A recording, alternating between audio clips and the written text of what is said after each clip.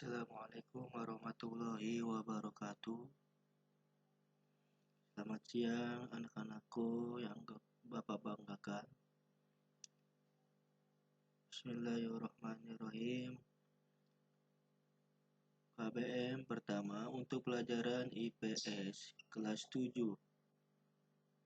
Alhamdulillah hari ini kita bisa bertemu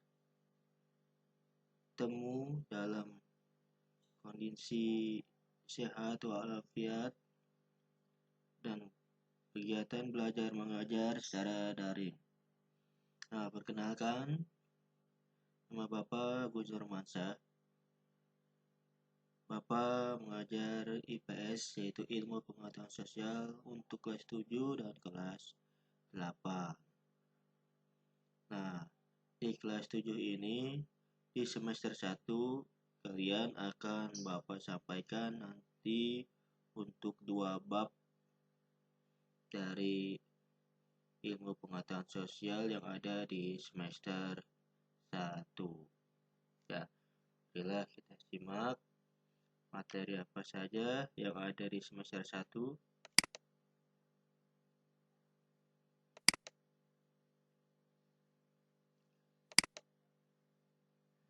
Nah, kita lihat daftar isinya. Di bab pertama ada manusia, tempat, dan lingkungan. Di bab kedua ada interaksi sosial dan kelembagaan masyarakat. Nah, di bab 1 ini kita akan membahas tentang manusia, tempat, dan lingkungan. Nah, lihat, Indonesia merupakan salah satu negara dengan potensi besar lautnya, khususnya ikan. Indonesia merupakan negara maritim dengan potensi dan kontribusi perikanan yang signifikan bagi dunia.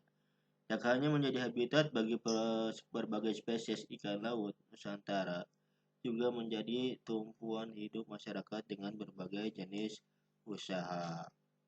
Nah, di sini lihat ada wilayah kepulauan terbesar, yaitu Indonesia, menduduki peringkat pertama dengan 1.904.000 km persegi. Yang kedua adalah Madagaskar, yang ketiga adalah Papua Nugini. Nah, pusat bisnis perikanan, pelayaran, dan pariwisata itu ada di Indonesia. Nah, garis pantai terpanjang kedua ada di Kanada, 202.000 km, Indonesia 55, Greenland atau Denmark itu 44. Nah, 7,9 juta penduduk miskin bergantung dari laut. Nah, makanya banyak nelayan-nelayan kita yang pergi melaut untuk mencari ikan. Nah, biasanya itu adalah masyarakat daerah pesisir pantai. Nah, 54% protein hewani nasional berasal dari ikan. Nah, di situ lihat ada segitiga terumbu karang terbesar, 37% spesies ikan terumbu karang, 76% itu spesies karang dunia.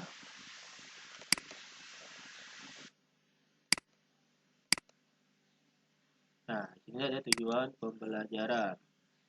Tujuan pembelajaran setelah melakukan observasi ke ruangan, kamu dapat menjelaskan konsep ruang, interaksi antar ruang, dan faktor-faktor pendorongnya dengan tepat. Ketiga, setelah melakukan pengamatan dan identifikasi peta, kamu dapat menunjukkan komponen-komponen peta secara tepat. Setelah mengidentifikasi dan menganalisis, kamu dapat mendeskripsikan kondisi alam, kondisi kependudukan, dan persebaran sumber daya alam di Indonesia dengan lengkap. Yang keempat, setelah mengidentifikasi kondisi geografis Indonesia, kamu dapat menjelaskan implikasi letak, luas, dan kondisi geologis Indonesia terhadap aspek ekonomi, sosial, dan budaya secara tepat. Itulah tujuan pembelajaran di bab 1. Nah, sini mari kita lihat ada pengertian ruang dan interaksi antar ruang. Yang kedua, yang B yaitu pemahaman ruang di Indonesia melalui peta.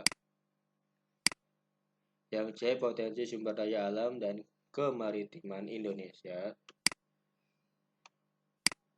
Yang D. Dinamika kependudukan Indonesia. Yang E. Kondisi alam Indonesia. Yang F. Terakhir, perubahan akibat interaksi antar ruang. Itulah yang akan kita bahas nanti di bab pertama. Ya, mari kita simak-simak, perhatikan untuk kalian semuanya. Jangan sampai ada yang tidak memperhatikan atau cuek dalam pelajaran. Nah, pengertian ruang dan interaksi antar ruang. Nah, di sini kita lihat ruang adalah tempat di permukaan bumi baik secara keseluruhan maupun sebagian yang digunakan oleh makhluk hidup sebagai tempat tinggal. Nah, ruang adalah tempat di permukaan bumi baik secara keseluruhan maupun sebagian digunakan oleh makhluk hidup sebagai tempat tinggal. Contoh, kita memiliki rumah. Nah, kita tinggal di dalam suatu rumah tersebut. Itu bisa disebut dengan ruang, ya. Jadi, yang disebut dengan ruang itu jelas yang terpampang di video, yaitu tempat di permukaan bumi baik secara keseluruhan maupun sebagian digunakan oleh makhluk hidup sebagai tempat tinggal. Nah, kalian pasti sudah punya tempat tinggal ya bersama orang tua. Aman ya, dan alhamdulillah kondisi baik ya untuk tempat tinggal kalian. Nah, faktor-faktor yang mempengaruhi interaksi antar ruang. Kita lihat di sini. Yang pertama ada wilayah A, penghasil sayuran, wilayah B, penghasil beras. Nah, kedua wilayah A dan B ini memiliki ketergantungan. Ada sifat saling membutuhkan antara wilayah A dan wilayah B. Wilayah A membutuhkan penghasil beras, wilayah B membutuhkan penghasil sayuran.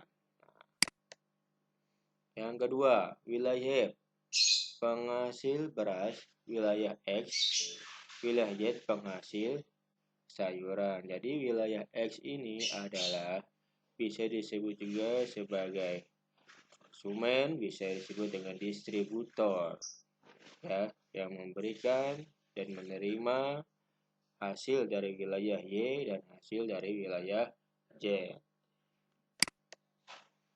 Yang ketiga adalah jalan mempermudah aksesibilitas antar ruang. Nah, jelas ya jalan. Kalian pasti ke sekolah ya melewati jalan-jalan yang sudah ditentukan ya. Itu jalan menuju sekolah misalkan ya ke arah timur atau ke arah barat atau selatan dan lain sebagainya. Nah, itu disebut dengan jalan mempermudah aksesibilitas antar ruang, seperti jalan mudah dilewati oleh mobil atau jalan mudah dilewati oleh motor dan lain sebagainya ya. Pemahaman ruang di Indonesia melalui peta. Nah, peta. Apa sih peta? Ada yang tahu di sini peta? Nah, ada komponen peta. Yang ketiga yaitu mengetahui letak dan posisi geografis Indonesia melalui peta. Yang keempat, pengaruh posisi geografis Indonesia terhadap kehidupan. Nah, kita lihat. Nah, ini adalah peta Indonesia. Peta kepadatan penduduk Indonesia tahun 2016. Nah, inilah ya peta yang menggambarkan wilayah Indonesia.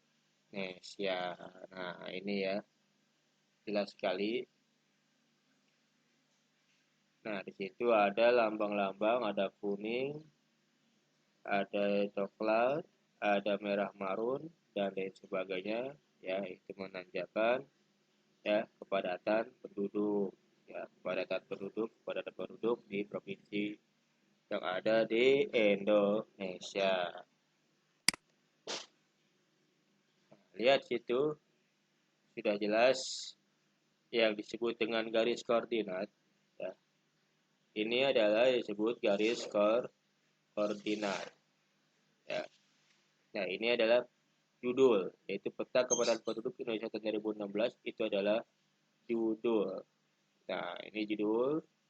Nah, kemudian lambang orientasi. Nah, di sini lihat ada lambang orientasi, ada utara, ada barat, ada selatan, ada timur. Nah, di sini ada skala. Nah, lihat ada garis ini skala, ini namanya skala 1:20 juta. Nah, kita lihat di sini lettering. Nah, ini lettering ya. Jayapura, daerah Jayapura dan Manokwari. Nah, ini simbol, jadi titik merah ini simbol. Nah, ini adalah penjelasan ini yang disebut dengan legenda. Nah, ini adalah sumber peta, yaitu sumber data file administrasi Indonesia, statistik Indonesia 2017 BPS. Nah, ini disebut sumber peta. Nah, ini garis tepi, ini disebut garis tepi. Nah, inilah bagian-bagian dari peta. Jelas anak-anak? Ya, nanti disimpan ya videonya, di like dan sebagainya supaya kalian bisa mengulang-ulang materi yang sudah Bapak berikan. Pengaruh posisi geografis Indonesia terhadap kehidupan. Nah, di sini lihat ada pembagian waktu daerah di Indonesia. Yang pertama waktu Indonesia Barat. Yang kedua WITA, waktu Indonesia Tengah. Yang ketiga ada WIT, waktu Indonesia Timur. Nah, kita di Jakarta, Tangerang, kita memakai waktu Indonesia Barat, ya, dan sebagainya. Nah, terus perilaku angin. Ada pembelokan angin pesat di ekuator. Jenis vegetasi, jadi vegetasi lebih beragam. Pergantian musim, pergantian antar musim hujan dan kemarau. Ini adalah pengaruh posisi Indonesia terhadap kehidupan.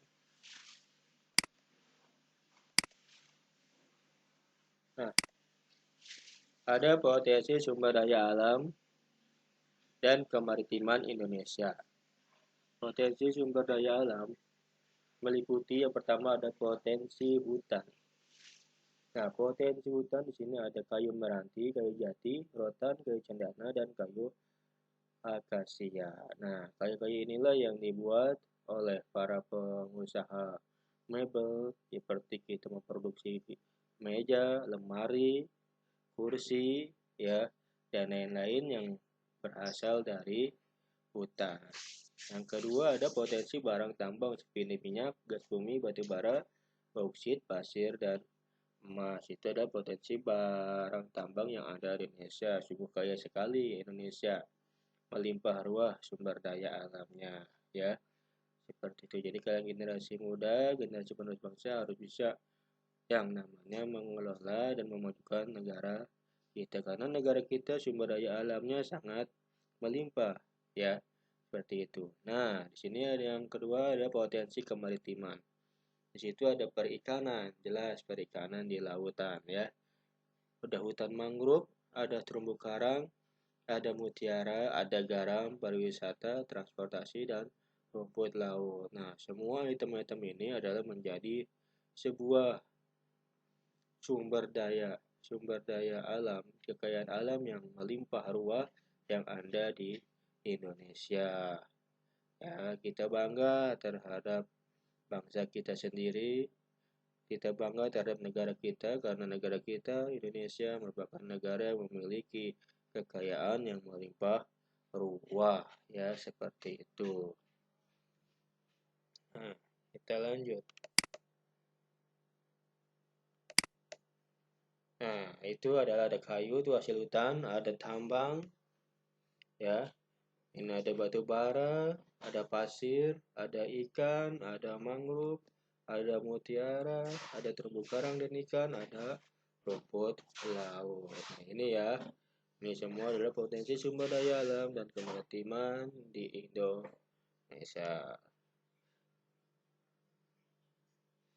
Nah, sudah cukup ya materi kali ini sampai dengan potensi sumber daya alam dan kemaritiman Indonesia. Nanti di pertemuan berikutnya kita akan bahas kembali materi yang ada di bab 1. Ini kelanjutan dari tentang potensi sumber daya alam dan kemaritiman Indonesia ya. Jelas ya anak-anak? Dan nanti akan ada tugas ya untuk kalian kerjakan. Nanti tugas ini atau materi ini akan Bapak buat menjadi YouTube ya, menjadi YouTube video materi yang bisa kalian simak di YouTube. Nanti di bawahnya ada tugas deskripsinya, di deskripsi YouTube-nya ada tugas dan soal evaluasi dari materi yang udah Bapak sampaikan ya. Kurang lebihnya sampai di sini dulu pertemuan kita untuk minggu ini. Terima kasih. Assalamualaikum warahmatullahi wabarakatuh. Tetap semangat dan tetap jaga prokes kesehatan.